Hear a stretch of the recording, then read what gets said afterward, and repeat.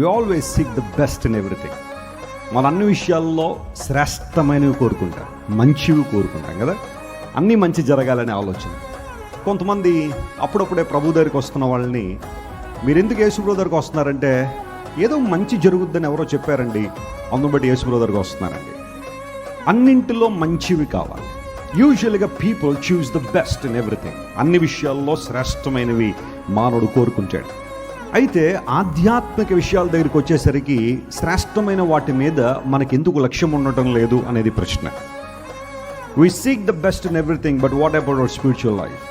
మన ఆధ్యాత్మిక జీవితంలో శ్రేష్టమైన వాటిని, శ్రేష్టమైన ఆహారాన్ని మనం భుజించినప్పుడు లోపల ఉన్న మన ఆంతర్య పురుషుడు పటిష్టంగా, పుష్టిగా ఉంటాడు.